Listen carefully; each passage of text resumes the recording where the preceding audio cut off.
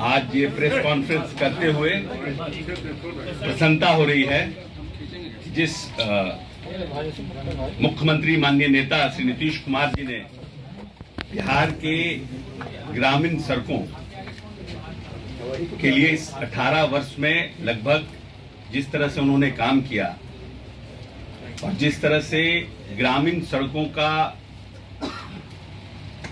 नए सिरे से पूरे बिहार में बनाने का काम किया। और सब लोग जानते हैं, बिहार के लोग, जब बिहार की बागडोर माननीय नेता को मिली उसके बाद उन्होंने ग्रामीण सड़कों को के निर्माण में और पुल पुलिया के निर्माण में विशेष रुचि रखी और जिससे कि आज पूरे देश में बिहार सबसे तेज गति का राज्य विकास दर लेकर आगे बढ़ रहा है। यह कारण ग्रामीण सड़कों का उत्क्रमण, ग्रामीण सड़कों का स्ट्रेंथन और ग्रामीण क्षेत्रों में सरकार की योजनाओं का बढ़ावा, ये मूल कारण रहा है। आज आपको बताते हुए प्रसन्नता हो रही है कि कल के कैबिनेट में माननीय नीतीश कुमार के नेतृत्व में जो कैबिनेट का निर्णय हुआ, लोकसभा चुनाव के बाद जब हम लोग वापस आए थे और मंथन हुआ था, तो जो ग्रामीण सड़कों की स्थिति थी,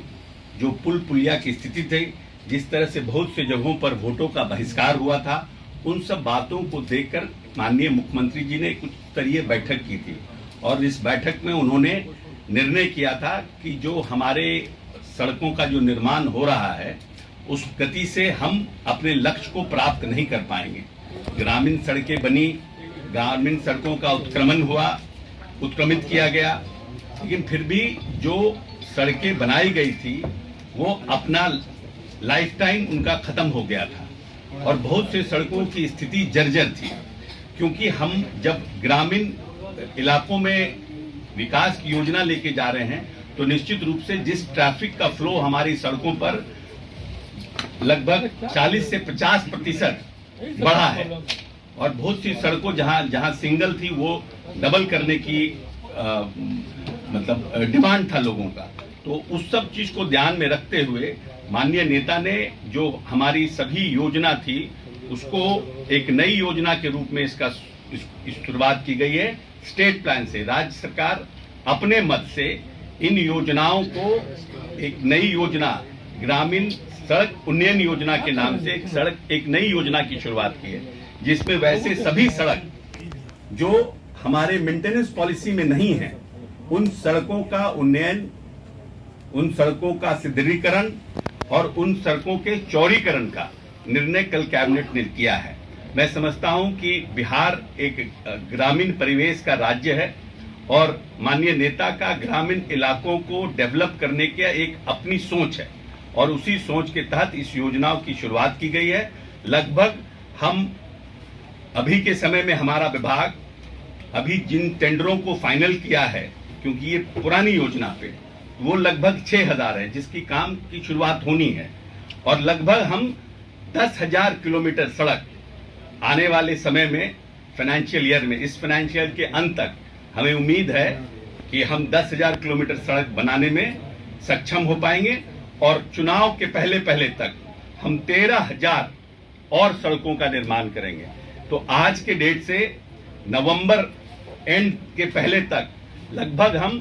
26,000 नए सड़कों का निर्माण करने में हम इस कैबिनेट के निर्णय के बाद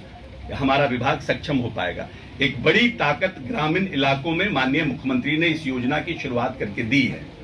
दूसरी बात है कि बहुत से पुल पुलिया, क्योंकि मुख्यमंत्री ग्रामीण सेतु योजना जो थी वो योजना लगभग 2018-16 के बाद वो योजना बंद हो गई थी स्टेट प्लान से और हम सिर्फ वो योजनाओं को ही लेते थे पुल में जो नाबार्ड पोषित योजनाएं थी, जिसमें हमारा 60-40 केंद्र सरकार का 60 और 40 हमारा कंट्रीब्यूशन होता था। लेकिन जिस तरह से अभी हमें नाबार्ड से पैसा मिला और जिस तरह से हमने पुलों को लिया था, तो लगा हमें निर्णय हुआ, माननीय मुख्यमंत्री ने निर्णय किया कि जो डिमांड और सप्लाई वो मैच नहीं कर रहा था, इसीलिए फिर से माननीय नेता ने इस प्रदेश में मुख्यमंत्री ग्रामीण सेतु योजना की शुरुआत की है और मैं समझता हूं कि लगभग अभी